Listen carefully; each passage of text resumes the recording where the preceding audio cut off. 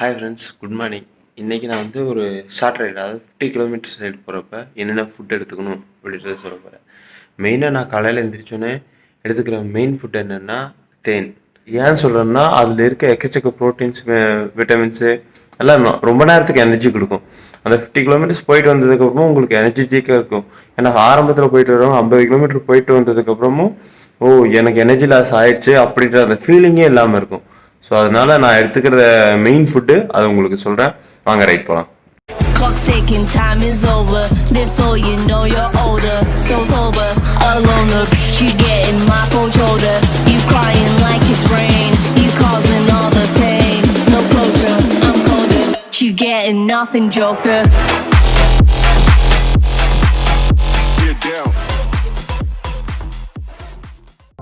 மறக்காமல் கடலப்பருப்பி எடுத்துகிட்டு வந்துடுங்க. அது என்னென்னா பேக்கெட்டாகவும் விற்கும், இல்லைன்னா ஃபுல் பேக்கெட்டாகவும் இருக்கும். நம்மளோட ஃபீஸிபிளுக்கு ஏற்ற மாதிரி உங்களுக்கு பார்த்தீங்கன்னா ஒரு 4லேருந்து 5 கடலப்பருப்பி வரைக்கும் நீங்கள் எடுத்துகிட்டு வரலாம். சாப்பிட்டிங்கன்னா கொஞ்சம் நல்லா எனர்ஜியாக இருக்கும். நீங்கள் ஃபஸ்ட் டைம் போகிறப்ப பார்த்தீங்கன்னா 2 வாட்டருக்கும் தண்ணி எடுத்துகிட்டு போய்க்கோங்க. பிகாஸ் தண்ணி வந்து இப்போது நீர் அதிகமாக இருக்கும். தண்ணி தவிக்குது அப்படின்றதுக்காக டக்குன்னு ஃபுல்லாகவும் குடிச்சிடாதீங்க. ஃபுல்லாக குடிச்சிங்கன்னா ஒரு மாதிரி இருக்கும். அதனால் கொஞ்சம் கொஞ்சமாக தண்ணி குடிக்கணும். வாயில் கொஞ்சம் டிப் பண்ணிவிட்டு அதுலேருந்து கொஞ்சம் கொஞ்சமாக முழுங்கணும். ஃபர்ஸ்ட் ஆஃப் ஆல் நம்ம சூஸ் பண்ணுற ரோடு பெஸ்ட்டாக இருக்கணும். ஏன்னா நம்ம ஒரு அப்படியே நேச்சுரல் 2 சைடும் க்ரீன் ஃபுல்லாக இருக்குதுல்ல, இந்த மாதிரி க்ரீனிஷ் எல்லாம் நம்ம பார்த்துட்டு போகிறப்ப ரொம்ப ஜாலியாக இருக்கும். ரைடு நம்ம ரொம்ப என்ஜாய் பண்ணி போயிட்டுருப்போம். ஸோ அதனால தான் நம்ம செலக்ட் பண்ணுற ரூட் வந்து கொஞ்சம் நம்மளுக்கும் என்ஜாய்மெண்ட் இருக்கிற மாதிரி இருக்கணும். அப்படியே நேச்சுரல் பார்த்துட்டு இந்த க்ரீன்லாம் பார்த்துட்டு போகிறப்ப உங்களுக்கு எந்த ஃபீலுமே வராது. டோட்டல் மைண்டு ஃபுல்லாக அப்படியே ஜீரோக்கு வந்துடும். உங்கள் நினைப்பு, உங்கள் கான்சன்ட்ரேஷன் எல்லாமே ஜீரோக்கு வந்துடும். நீங்கள் ஜாலியாக இந்த ரைடை என்ஜாய் பண்ணிட்டு போவீங்க. இப்போ நான் வந்து ஒரு 28 கிலோமீட்டர் வந்துட்டேன். என் கூட வந்த ரைடர்ஸ் ஃபுல்லாமே ஒரு 19 கிலோமீட்டர் வந்துருக்குறாங்க. ஸோ அப்படியே லைட்டாக கொஞ்சம் சாப்பிட்டு ஏதாவது இருந்ததுன்னா எடுத்து சாப்பிட்டு ட்ரிங்க்லாம் குடிச்சிட்டு லைட்டாக ஃப்ரெஷ்ஷப் ஆகிக்கணும். ஏன்னா நம்ம ஒரு ஃபஸ்ட்டு டைம் ஒரு 50 கிலோமீட்டர்ஸ் ரைடு வர்றப்ப மெயினாக இதெல்லாம் பார்க்கணும். எடுத்தோடனே அழுத்திட்டு போயிட்டே இருக்கணும் அப்படின்ற அவசியம் இல்லை. நம்ம ரைடை என்ஜாய் பண்ணுறதுக்கு வரும். ஸோ ஃபுல்லாக ரைடை என்ஜாய் பண்ணணும். அந்த ரைடை என்ஜாய் பண்ணுறப்ப தான் நம்ம அடுத்து 60 கிலோமீட்டர்ஸு 70 கிலோமீட்டர்ஸு அப்படின்னு போகிறதுக்கு நம்மளுக்கு ரொம்ப அது யூஸ்ஃபுல்லாக இருக்கும். அதனால தான் சொல்கிறேன், கொஞ்சம் அப்படியே லைட்டாக பிரேக் எடுத்துக்கணும். இப்போ நான் வந்து ஃப்ரெண்ட்ஸ் ஒரு இறக்கத்தில் வந்துட்டுருக்கிறேன். இந்த இறக்கத்தில் வரும்போதெல்லாம் நீங்கள் என்ன பண்ணீங்கன்னா மெயினாக வந்து பெடலிங்கை வந்து ஸ்டாப் பண்ணிக்கோங்க. ஏன்னா அதில் கொஞ்சம் எனர்ஜி வந்து சேவ் ஆகும். இப்படி எனர்ஜி சேவ் ஆகிறதுனால நம்மளுக்கு அந்த ஃபினிஷிங் டச் முடிக்கிறப்ப எந்தவித ஒரு ஃபீலிங்கும் இருக்காது. எனர்ஜி லாஸ் ஆன ஃபீலிங், நம்ம ஒரு 50 கிலோமீட்டர் போயிட்டு வந்துருக்குறோம் அப்படின்ற ஒரு ஃபீலிங்கே இருக்காது. அதனால தான் இறக்கத்தில் பார்த்தீங்கன்னா நீங்கள் பெடலிங்கை ஸ்டாப் பண்ணிக்கிறது ரொம்ப நல்லது. அப்படி இப்போ பார்த்தீங்கன்னா மேடு வந்துருச்சு. ஓகே, மேடு வந்தால் எப்படி ரைட் பண்ணணும் அப்படின்னா, ஓரளவுக்கு ஸ்லைட் மேடாக இருந்தால் அப்படியே கியர் டவுன் பண்ணிக்கோங்க. இப்போ பாருங்கள்,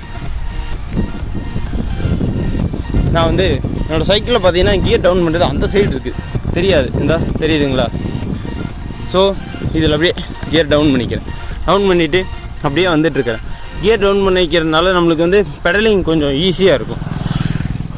ரைடு ஸ்டார்ட் பண்ணுறப்ப நீங்கள் என்னென்ன ஃபுட்டு எடுத்துகிட்டு போகணும் அப்படின்னா, கொஞ்சம் ஒரு 2-3 பாதாம் பருப்பு எடுத்துக்கோங்க. அதுக்கப்புறம் ஒரு வேக வச்ச முட்டை அதை எடுத்துகிட்டு போய்க்கோங்க. அப்புறம் கடலைப்பருப்பி, அதாவது என்ன கடலைப்பருப்பி பேக்கெட்டாக கடையில் ஷாப்பில் வைப்பாங்க, அதை எடுத்துகிட்டு போங்க. இல்லைன்னா மொத்தமாக கவரில் இருக்கிற மாதிரி இருந்ததுன்னா ஒரு 4-5 பீஸ் வர மாதிரி கடலைப்பருப்பி எடுத்துகிட்டு போய்க்கோங்க. இந்த பாதாம் எப்படி சாப்பிட்ணுன்னா, நீங்கள் ரைடு கிளம்புறதுக்கு முன்னாடியே அந்த வாட்டர் கேனில் அந்த 2-3 பாதாம் பருப்பு உள்ளே போட்டு நீங்கள் ரைட் கம்ப்ளீட் பண்ணி முடிக்கிறதுக்கு ஒரு 10 நிமிஷம் அரை மணி நேரத்துக்கு முன்னாடி இந்த பாதாமை சாப்பிடுங்க. ஏன்னா நல்லா பாதாம் ஊறி இருக்கும். அந்த ஊறி இருக்கிற கண்டிஷனில் எடுத்து சாப்பிட்டது ரொம்ப எஃபெக்டிவ்னஸாக இருக்கும். ஹாய் ஃப்ரெண்ட்ஸ், இப்போ பார்த்தீங்கன்னா அந்த முட்டை கொண்டு வந்துருக்கிற முட்டை அப்படியே லைட்டாக சாப்பிட்டு போகிறது. எதுக்குன்னா போகிறப்ப எனர்ஜி வந்து அப்படியே மெயின்டைன் ஆகணும்ல. இடையில போயிட்டு திடீர்னு எனர்ஜி லாஸ் ஆகிடுச்சு அப்படின்ற கம்ப்ளைண்ட் வரவே கூடாது. ஸோ ஃபஸ்ட் ரைடு நம்ம ஆரம்பித்தப்போ பார்த்தீங்கன்னா எந்த பிரச்சனையும் வரக்கூடாது. அப்போ கொஞ்சம் கொஞ்சமாக நம்ம எனர்ஜி எடுத்துகிட்டே போகிறது வந்து நம்மளுக்கு ரொம்ப நல்லது. ஃபினிஷிங்கில் முடிக்கிறப்போ அதே எனர்ஜி இருக்குன்னு சொல்லியிருக்கணும்ல, அதுக்காக தான் இப்போ சின்ன ப்ரோட்டீன்ஸ் நம்ம எடுத்துக்கிறது.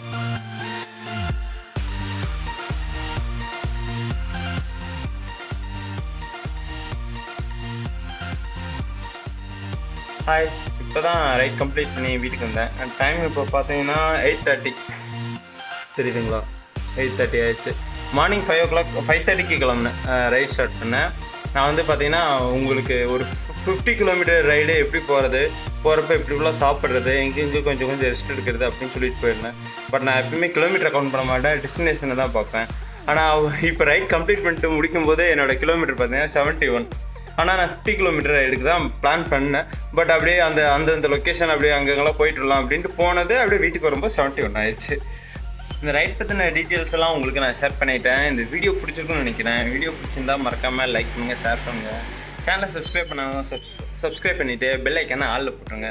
ரெட்லி வந்து ஒரு புது மாடல் வந்து நம்ம கேங்கில் வந்துருக்கு. இப்போ அந்த லேட்டஸ்ட் மாடல் எண்டூரன்ஸ் பைக்கு.